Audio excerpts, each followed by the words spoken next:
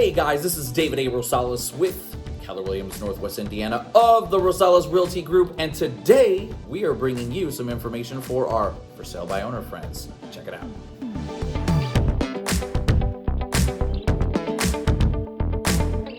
I'm selling my house myself, and now I've got an offer. Now what? Well, we're going to go over it right now. So, first question that I have for you is this. Are you working with a buyer's agent? Because that's going to make a difference. If you have elected to pay a commission to your buyer's agents, that's going to change the dynamic of the entire offer. It's going to control probably who's ordering title. It's going to control probably, pairing that lender and you not having to do any additional legwork in that regard. It's going to control whether or not there's a processor on the other end, and it's just going to make the process a little bit smoother.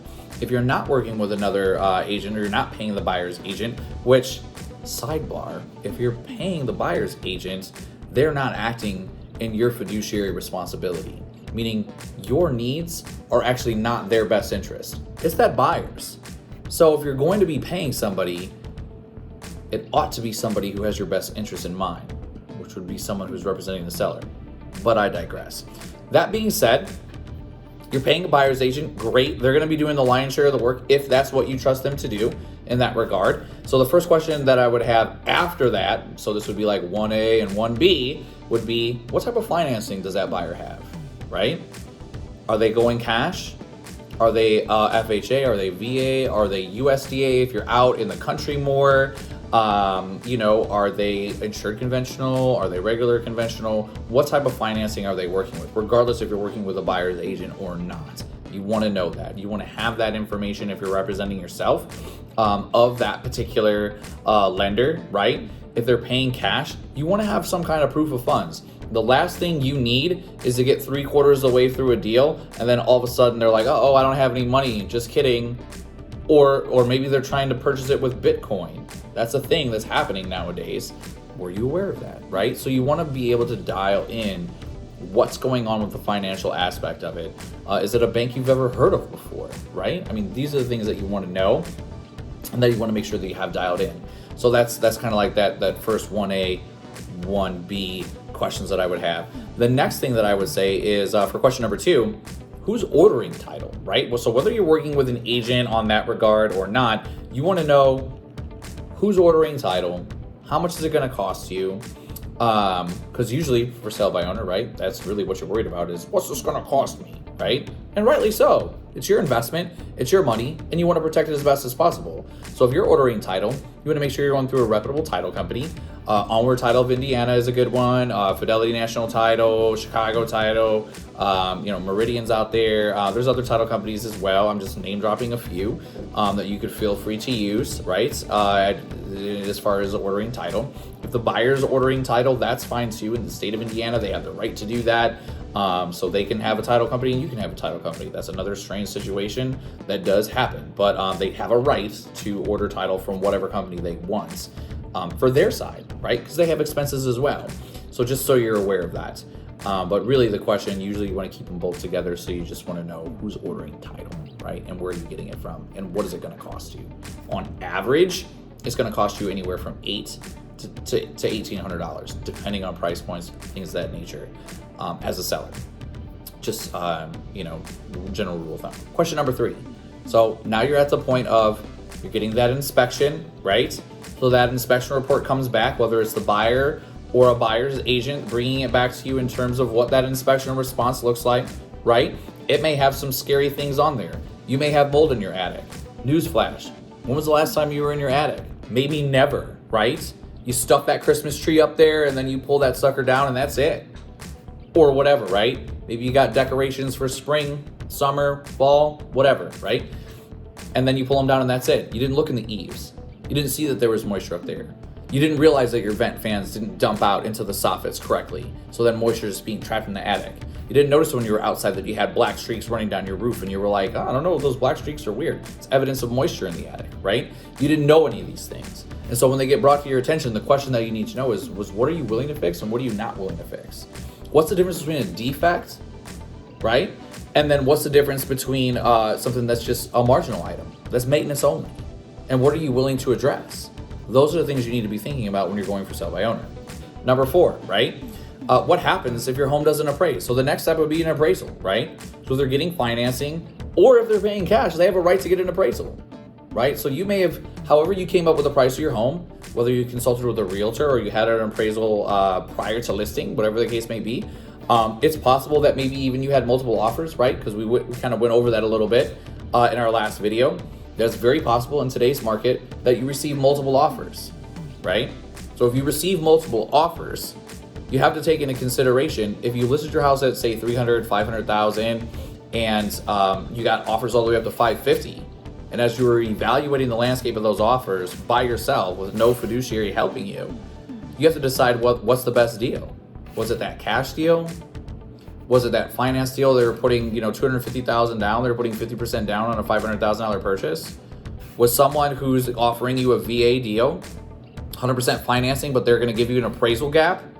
Do you know what an appraisal gap is? What does it really mean when someone writes an offer and they're saying they're purchasing your home as is? Did you know that they can effectively back out of the deal and get their earnest money back? So these are the type of things you need to evaluate when you're taking a look at these multiple offers. So you get multiple offers in, you figure out what the situation is that comes to the appraisal time, and then you have to figure out, like if it under appraises, are you both going to mutually go your separate ways? Did you know that when a house appraises with anything that's government backed concerning FHA and VA, that it sticks with the house for up to 6 months? So you're stuck with that appraisal, which means if you go back on the market, you're going to have to sell to either cash or conventional buyer. And it's even possible that appraisal is still going to have some kind of negative stigma out there. So even though you had multiple offers, how did you present those to the appraiser? Were you there when the appraiser came through? Did you share that information with them? It's not in the best interest of the buyer's agent to do it if you're working with them.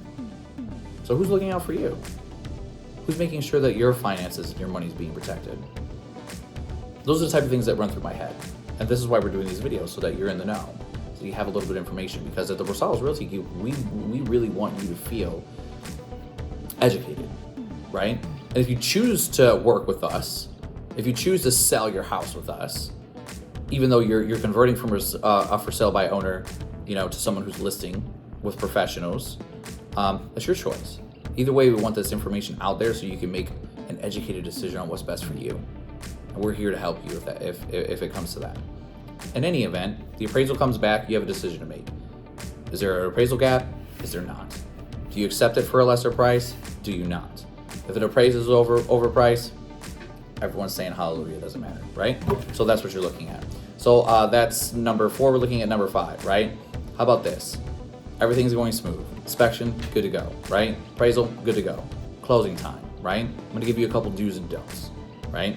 So what happens when you close? That's really the question, right? How long do you have to keep power on for? Until you give possession. Period.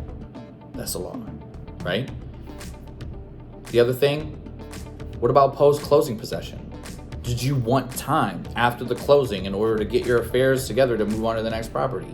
Did you negotiate that up front? You don't automatically get it. Were you aware of that? Maybe you were. But what does it look like? Who pays? Is it for free? Again, these are all details that you have to have ironed out before you get to closing.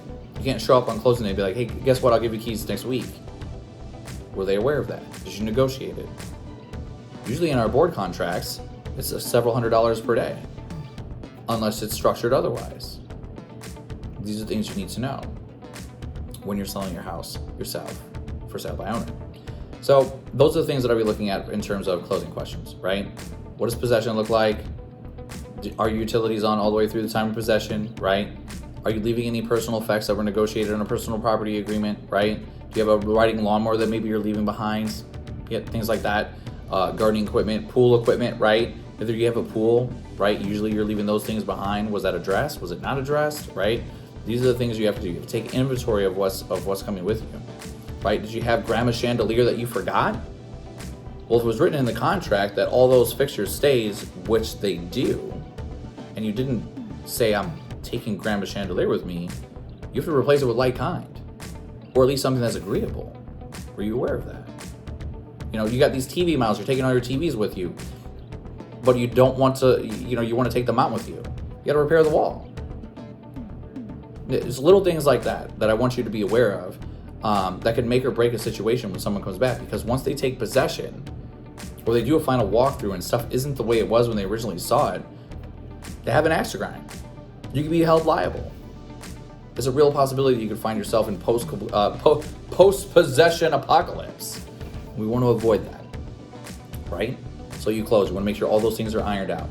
At the end of the day, when you hand over possession, right, what you're doing at the end of the day is you're giving someone the ability to turn the page into the next chapter of that home buying process, and you're giving them the opportunity to build memories just like you did, if not better. And then you're moving on to the next chapter. And so no matter where you're moving to, right, we want to be able to help you on that side too. So but these last two videos were to help you, right, if you're selling your house yourself for sale by owner, some tips and tricks just to look out for, just so that you've got that education in your arsenal. You're a little bit more prepared. Just because you sell cars or you sell, stocks or whatever the case may be, doesn't necessarily mean that you know real estate. Just because you've bought and sold houses before doesn't mean that you've done it, since some rules changed. Our laws change, our board forms change in terms of what works, right? On contracts change yearly, and you're not in it every day. So that's a possibility that we're sharing these videos so you know these things. You're a little bit aware of this stuff. It gives you a little bit more insight. And it may be overwhelming. And that's where we come in. We can help you protect your money, right? Sell your home in a reasonable time frame for the most amount of money in order for you to get where you need to go. And so whether you're buying or selling, we want to help you, period. And so just to recap, guys, here's what it is. Are you working with a buyer's agent? Are you willing to pay them? What's going on with financing? Is it cash? Are they financing the property through a lender? Ordering title? Who's doing it? When is the inspection? And are you willing to fix things? What happens if your home doesn't appraise? And finally, closing time. What do you do? What don't you do? That's it. I'm David Rosales. I work at Keller Williams, Northwest Indiana, and I'm part of the Rosales Realty Group. If you have any questions, any concerns that you might need help with when you're looking to list your house, we'd love for you to do it with us. We also want to educate you so that you can be a great customer out there for some potential buyer. So in the meantime, signing off, have a great one, and we hope to see you soon.